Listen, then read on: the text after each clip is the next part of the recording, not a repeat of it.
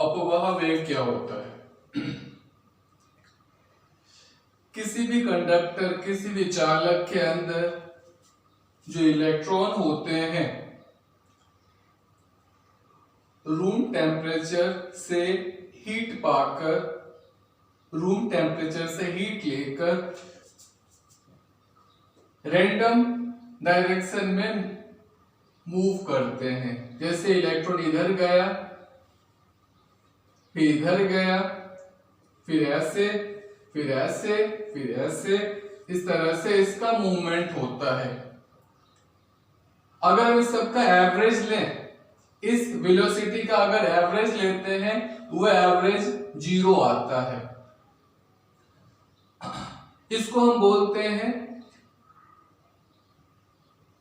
ऊष्मीय अनियमित गति, थर्मल रैंडम मोशन या रैंडम मोशन ड्यू टू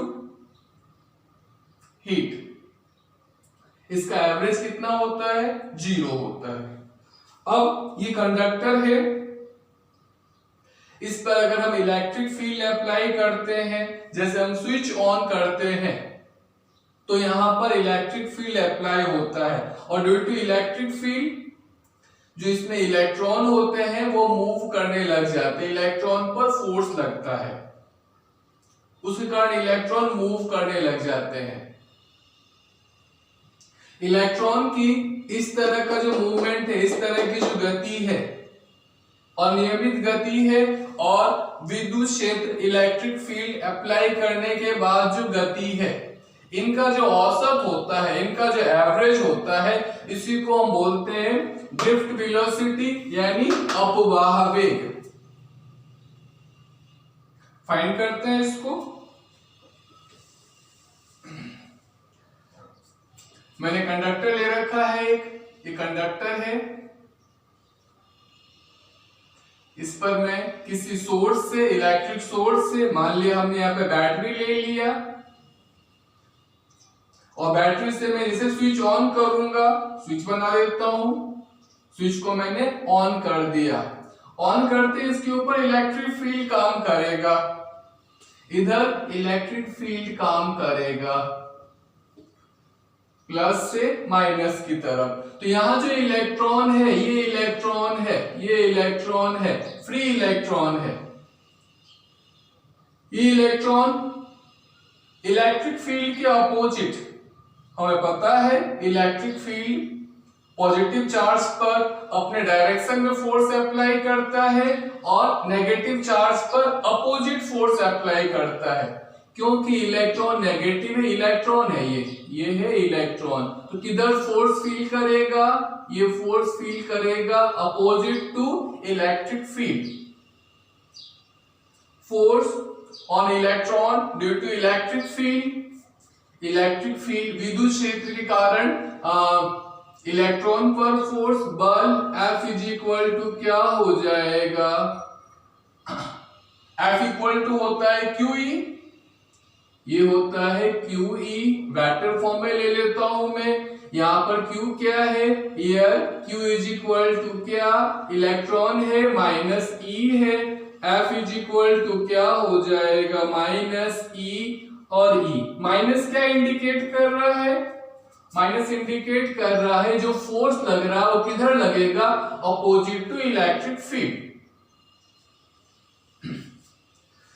हमें एक्सीलरेशन फाइंड करना है, हमें पता है F इज इक्वल टू क्या होता है? ma, F is equal to होता है ma, यहां पर में m क्या है? मास ऑफ इलेक्ट्रॉन, और a क्या है? इसका एक्सीलरेशन, इसका त्वरण, इलेक्ट्रॉन का त्वरण ले लेता हूं।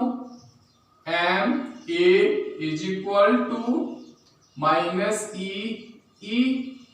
यहां से a इज इक्वल टू क्या हो जाएगा? माइनस e अपॉन क्या? m। अगेन रिपीट करता हूं, m है यहां पर मास of electron.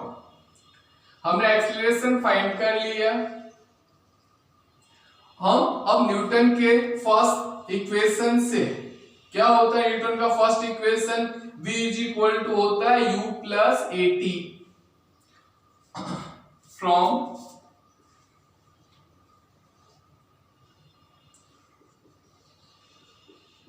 Newton's first equation. v is equal to होता है u प्लस ए टी। ये t क्या है? t टाइम है। हम इलेक्ट्रिक फील्ड अप्लाई करने के कितने टाइम बाद में वेलोसिटी फाइंड करना चाहते हैं। u भी वेक्टर है, a भी वेक्टर है।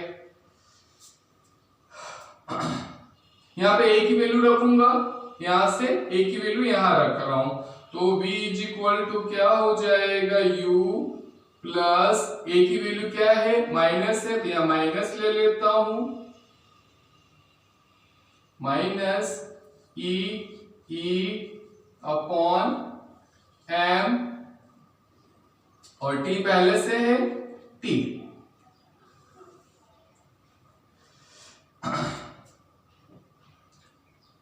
जैसे हमने स्टार्टिंग में बात की थी, रिपीट कर देता हूं। ड्रिफ्ट वेलोसिटी होती क्या है? इलेक्ट्रॉन का जो रैंडम मोशन है और इलेक्ट्रिक फील्ड अप्लाई करने के बाद जो मोशन मिलता है इसको, उसका जो एवरेज होता है उसी को बोलते हैं ड्रिफ्ट वेलोसिटी। तो एवरेज ले लेता हूं इसका। एवरेज लेने पर यानी औसत लेने पर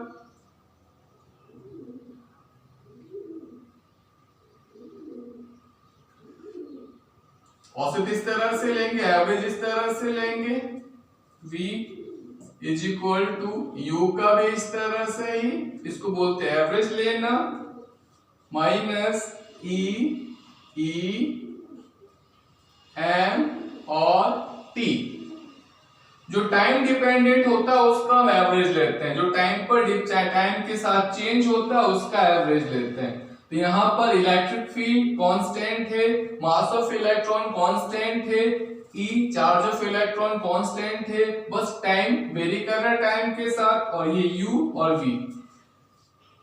इसको हम बोलते हैं, इस एवरेज को ही बोलते हैं VD यानी ड्रिफ्ट वेलोसिटी।